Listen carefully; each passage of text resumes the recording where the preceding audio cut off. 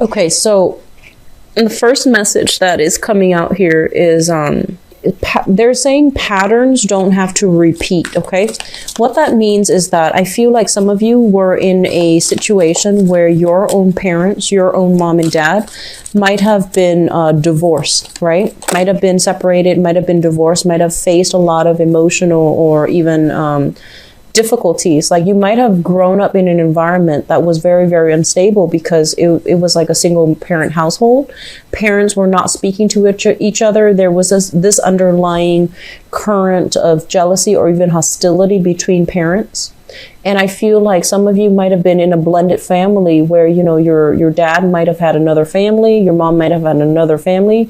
You felt kind of shuffled around. You felt almost as if you didn't have that sense of family, right? And so you go into the world, and in your relationships, you were constantly looking for that sense of you were trying to create this family, this idyllic family, you know, two parents, two pets, two kids, possibly taking care of an elderly parent, living in the same household. You were trying to create this idyllic type of a situation because you didn't have it growing up.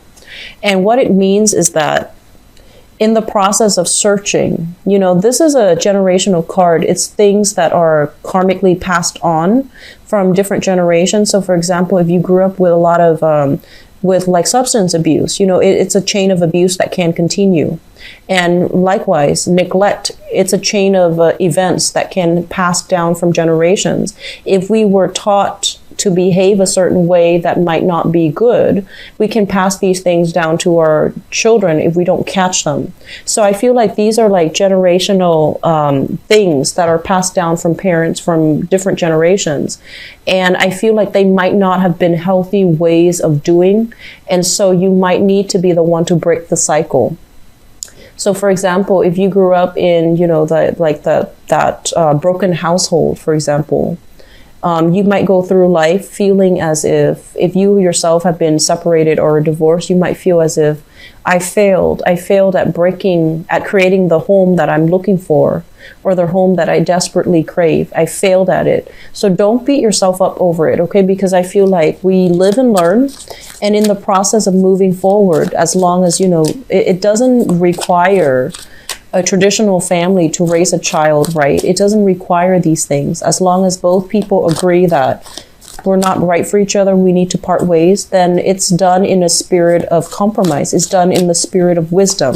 So I feel like your definition of what family means, your definition of what you want out of a stable relationship is going to change drastically for this month. And I feel like you're simplifying your expectations, or at least you're becoming a lot more realistic about your expectations. Others of you might have been in a huge hurry, you know, to bypass like the steps in order to create that family. So you might have rushed into marriage. You might have rushed into relationship. You might have rushed into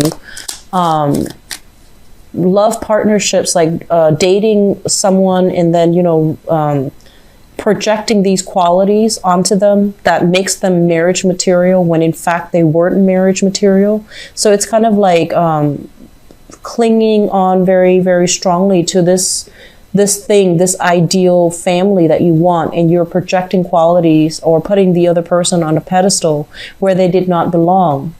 And so when they disappointed you, it just like it created a lot of difficulties for you to move on, because you had such high hopes and expectations, and you had like unrealistic expectations in that relationship. The last thing that I'm feeling for some of you is that I feel like you rushed a relationship in the past, and now you've learned your lesson. Okay, so it's kind of like lesson learned either way. This is a generational wealth once again, and it's going to take a lot of time to build, and it's going to take a lot of concerted effort from both parties, from all people involved, in order to build it from the ground up. And I feel like with it in the reverse position, it's almost as if you jumped the gun, you rushed a relationship, and you might have been with the wrong person, but you were rushing, so you didn't realize they were the wrong person. Either that, or you rushed the other person along and they weren't ready. it has nothing to do with them, you know, not loving you or anything like that. I just feel like they wanted specific things in place first before they can commit. But you wanted to give them the ultimatum. You rushed something along, and the time wasn't right, okay? So I feel like you're starting to realize that. You're starting to open your eyes to the fact that things need a lot of time to develop.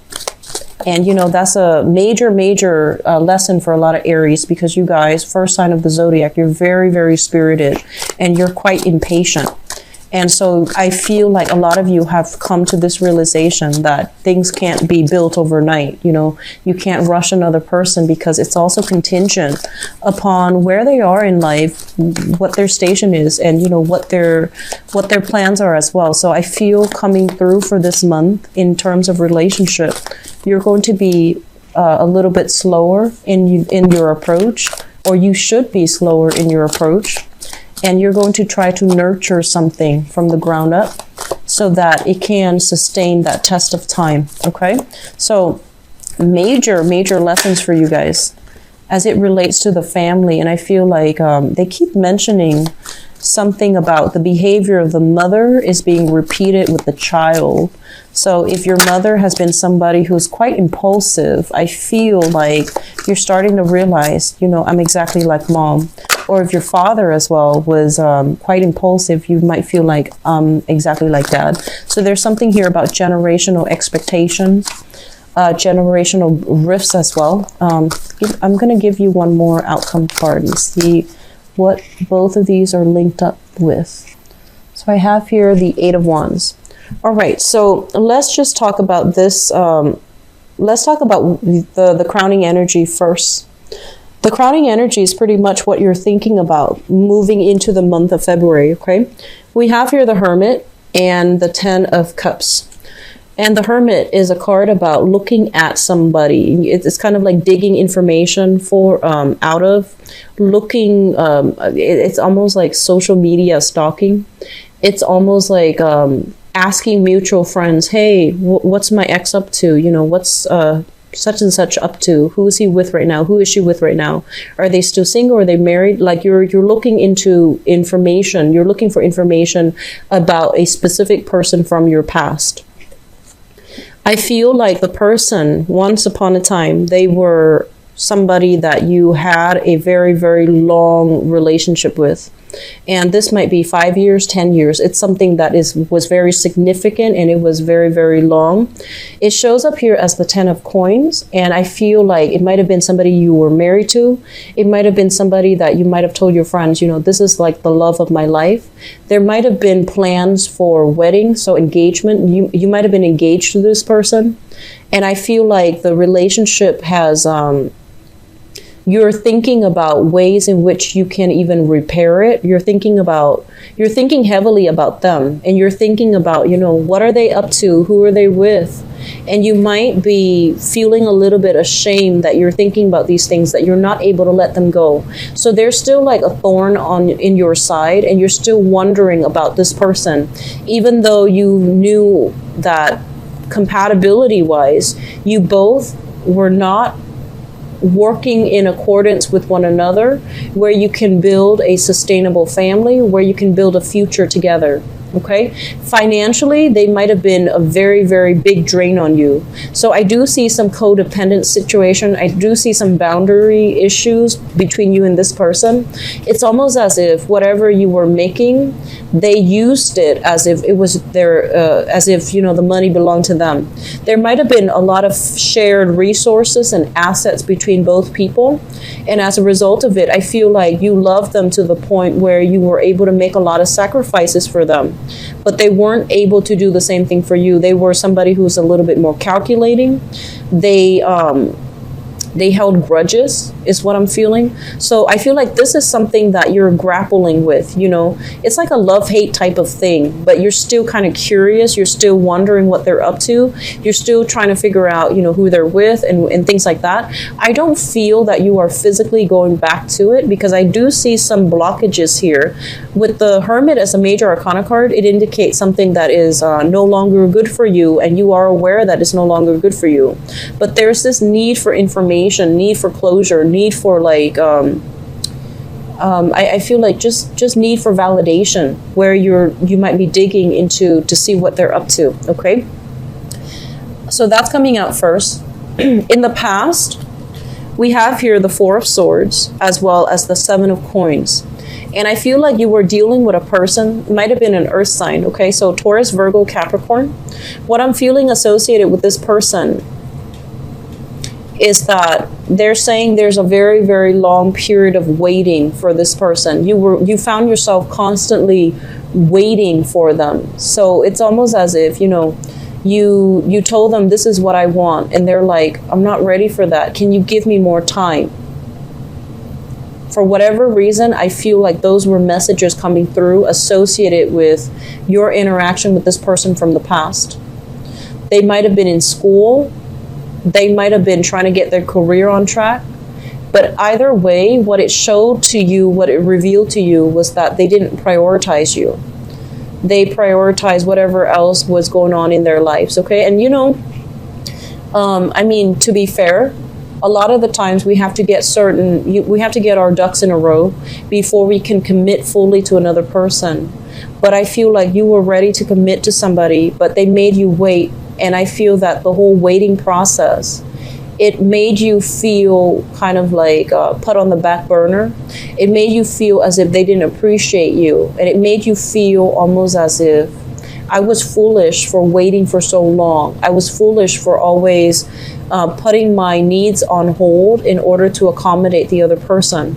So I feel like there was a lot of resentment coming through associated with this relationship, because it feels almost as if two people were not working towards a common goal. Okay, this is like building something of value. Two people who are seeing eye to eye.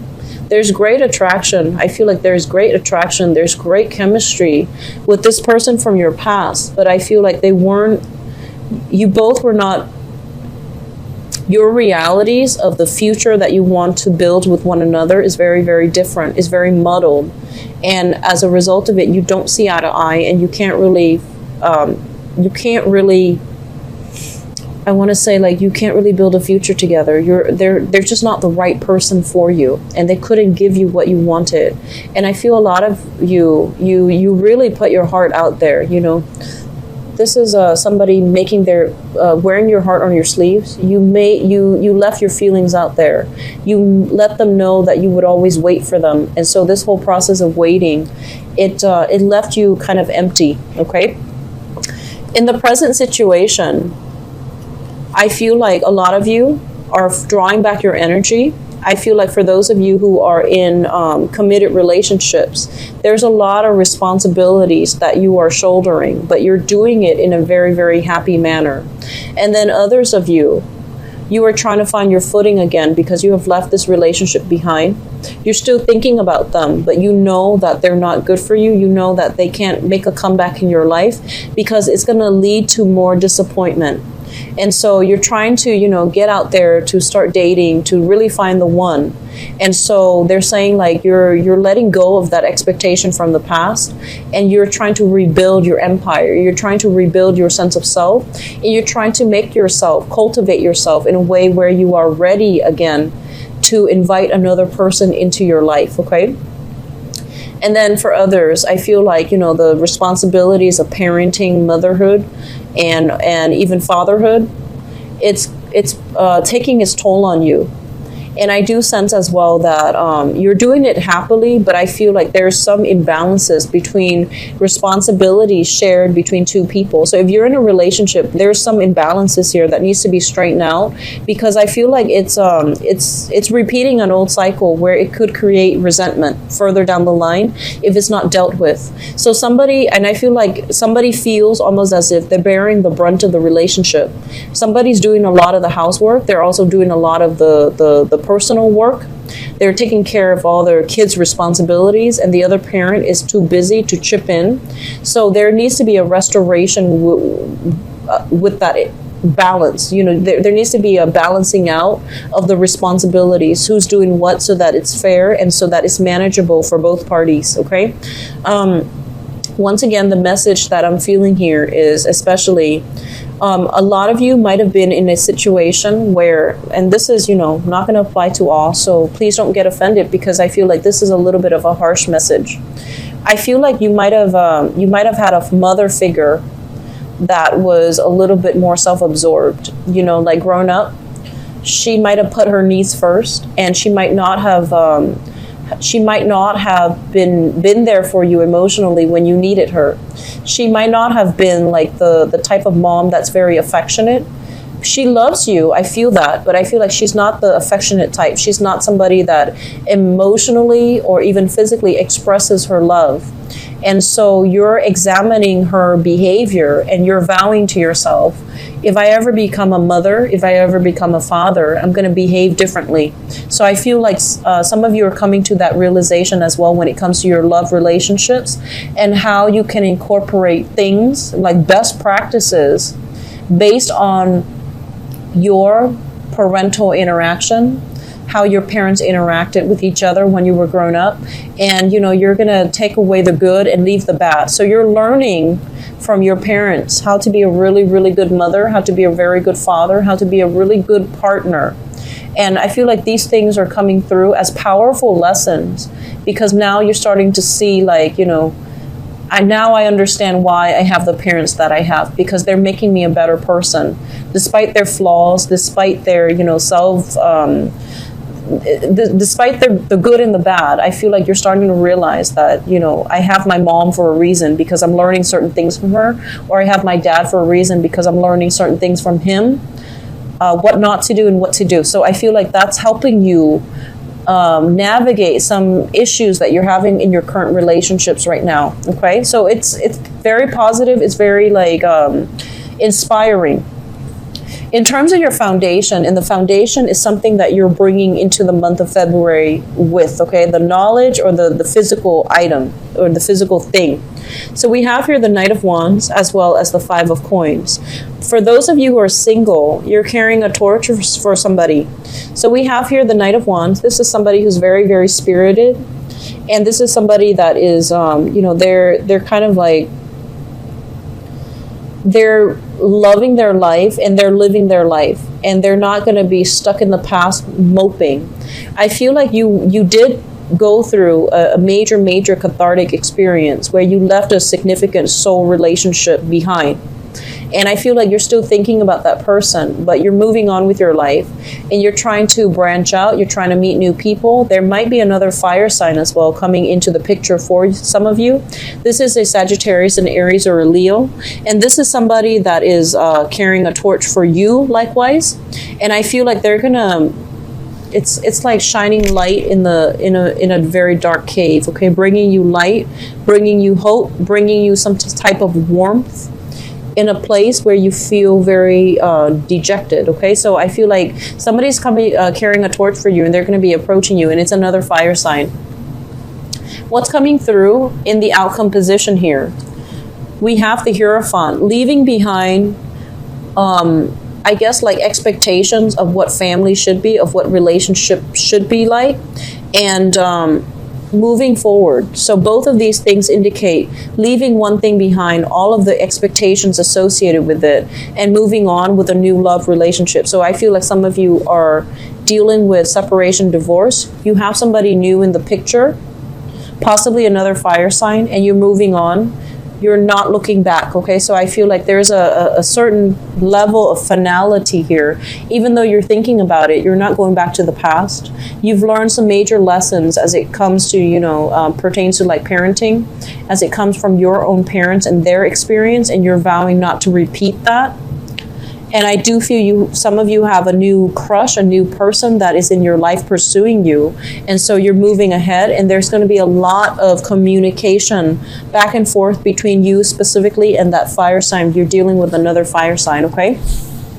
Very good love spread overall. The energy is very nice. It's, I feel like it's just, it's allowing you to close some doors. It's giving you some closure. And I do sense that, this is a really good time for all of you to as well move on, okay? For those of you who are dealing with who are in relationships and who are, trying to figure out what's fair and what's not. I do feel that by the end of the month, you're going to be able to have a breakthrough in communication. You're going to be able to realize that, you know, my partner and I have been dealing with some difficulties, but we are wiser and we are able to communicate thoroughly and effectively, and as a result you're able to figure out some resolution for it. Okay, so I feel like you have some very good energy coming through here, Aries.